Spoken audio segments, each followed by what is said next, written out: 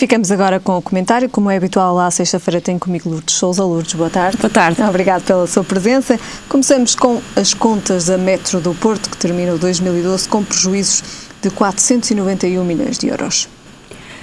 Helena, relativamente à análise dessas contas, que surgem tardiamente, mas surgem, não é? Depois de termos aguardado pela sua apresentação, o que nós podemos tentar é perceber bem o que é que está aqui em causa. E há que distinguir aqui a questão do investimento da questão da exploração, portanto, normal, portanto, do equilíbrio operacional da Metro.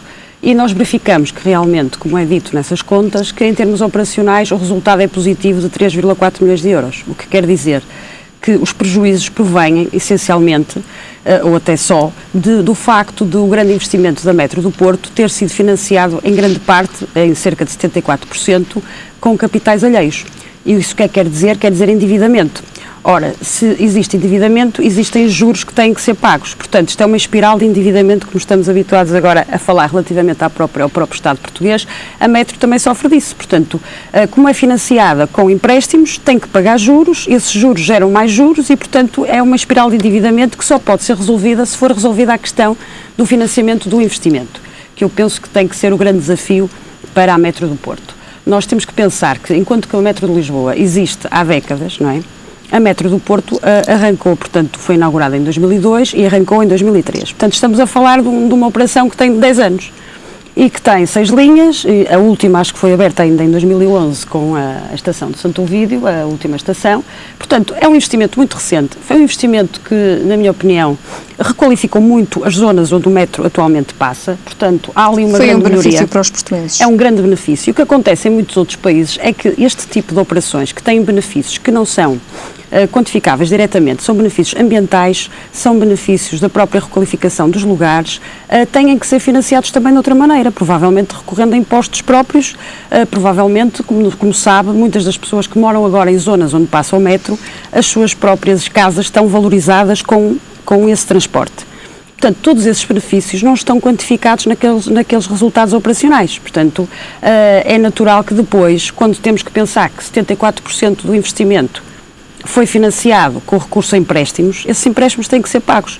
Portanto, eu penso que é uma grande notícia saber que os resultados operacionais foram positivos de 3,9 milhões de euros. E é nisso que nós temos que apostar, é perceber que a Metro, neste momento, em termos operacionais, está equilibrada. E, portanto, manter esse equilíbrio e até melhorá-lo, não é? No entanto, no último ano transportou menos 2,2% passageiros face ao ano anterior. Houve aqui uma quebra, ainda que ligeira, mas uma quebra de passageiros. Sim, parece que foi a primeira quebra desde 2003? Desde 2003. Mesmo assim, essa quebra, se nós pensarmos que ainda assim estão a ser transportados mais de 50 milhões de passageiros ano, o que nós temos que pensar é comparar essa quebra com o setor. O setor dos transportes em 2012 caiu cerca de 11%. E a maior queda até foi na Metro de Lisboa, que caiu bem acima desses 11%. Portanto, se nós compararmos a quebra da Metro do Porto com a quebra do Metro de Lisboa, que é isso que temos que comparar, é uma quebra até reduzida. E depois também temos que pensar, Helena, no perfil, portanto, dos passageiros da Metro. Há um estudo que define que esse perfil, cerca de 30% dos passageiros são estudantes. O que é que isso quer dizer? Que ao acabar com os benefícios, o Governo teve que tomar essa opção devido às contingências da falta de recursos, mas deixou de subsidiar os bilhetes dos jovens e com isso, portanto, o que é que acontece? Há menos viagens, não é? Depois também há um estudo que diz que 20% do objetivo de muitas das viagens de metro é o lazer. Portanto, é aquela pessoa que vai para a praia, para Matosinhos e apanha o metro, que vai para o shopping e apanha o metro, que vai, portanto, a todos os locais onde se passa a sua vida, mas no âmbito do lazer. Portanto, 20% de todas as viagens são destinadas a lazer. Num contexto de recessão, com a taxa de desemprego que nós temos, portanto, era inevitável que houvesse uma quebra nos próprios meios de transportes, porque isso há uma redução da mobilidade dessas pessoas, não é? Tendo menos disponibilidades financeiras, vão cortar nessas viagens e, portanto, o facto de se ter deixado de apoiar os jovens, associado a esta questão do desemprego, explica, na minha opinião, esta pequena quebra que o metro teve, a Metro do Porto, neste caso, sofreu em 2012. Também no Porto, mas agora o novo comboio direto entre Vigo e Porto. Esta sim também uma mais-valia para a cidade do Porto e nesta ligação ferroviária entre Porto e Vigo. Sim, Helena, eu penso que não podemos estar já muito contentes com esta ligação se pensarmos que realmente continua a ser muito tempo, não é? A viagem acho que dura 2 horas, mas durava 3, é isso que temos que pensar, que foi encurtada numa hora. Foi encurtada numa hora, agora uma ligação direta logo de manhã, penso que às 8 e qualquer coisa, para Vigo, e depois outra ligação ao final do dia. Acabou-se com uma série de contingências que existiam, que acho que as pessoas tinham que comprar o bilhete a bordo e, portanto, aquilo funcionava quase uma fronteira que já não existe, mas pelos vistos funcionava dentro do comboio. E, portanto, eu penso que temos que nos congratular porque esta linha esteve para ser abandonada, apesar de ser uma promessa já com alguns anos, e foi também devido à pressão dos autarcas do norte do país que a linha foi mantida.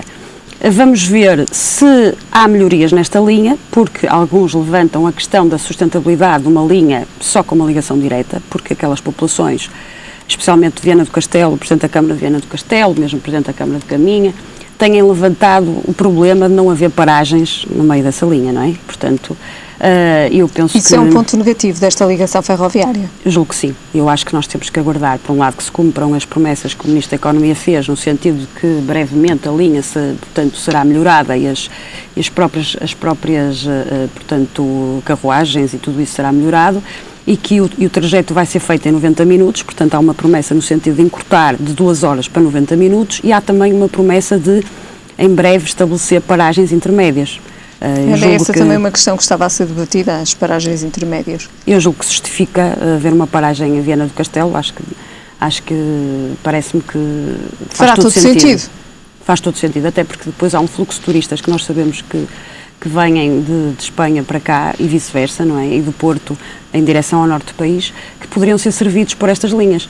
Agora, julgo que também tem que, se calhar, aumentar o número de ligações. Só 2 ligações por dia provavelmente faz sentido para esta ligação direta, mas se houver essas paragens, talvez faça sentido estudarem a forma de viabilizarem mais ligações durante o dia. Vamos aguardar. Eu acho que é muito positivo o facto desta ideia ter sido acarinhada e, portanto, ter sido um acordo, no fundo, entre os 2 países, Portugal e Espanha, no sentido de viabilizar esta linha portuguesa. E também modernizar a linha, no fundo. Exato. Também há esse objetivo.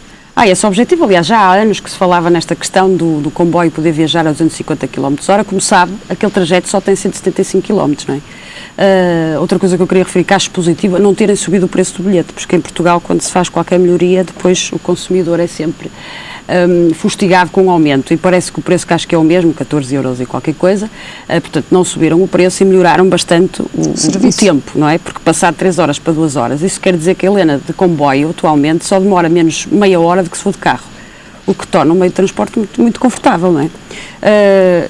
Por outro lado, temos que pensar que há muita gente que utiliza o aeroporto de Sá Carneiro, muita gente da vizinha Espanha, que provavelmente com esta ligação vai a utilizar ainda mais, não é? E, portanto, exatamente, eu acho que isto é uma obra boa. Vamos esperar que também sejam atendidas os pedidos dos autarcas relativamente a essa questão das paragens. Exatamente, mas sem prejudicar a própria velocidade do trajeto, porque senão então voltamos outra vez àquelas linhas regionais que demoravam as tais 3 horas, não é? E nós também não queremos isso. Muito bem, aqui alternativas então para estas paragens, principalmente em Viana do Castelo, muito contestadas. Exatamente. Então também pelo autarca de Viana do Castelo.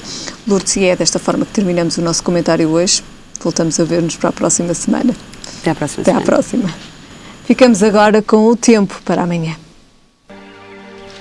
Em todo o país é esperado céu limpo, com as temperaturas elevadas a manterem-se. Sendo assim, o Porto espera uma máxima de 34 graus e uma mínima de 24. Em Lisboa, a máxima chega aos 42 graus e a mínima aos 24. E em Faro, a máxima chega aos 31 graus e a mínima aos 23. É tudo por hoje, já sabe, a informação regressa amanhã. Até lá, fique bem.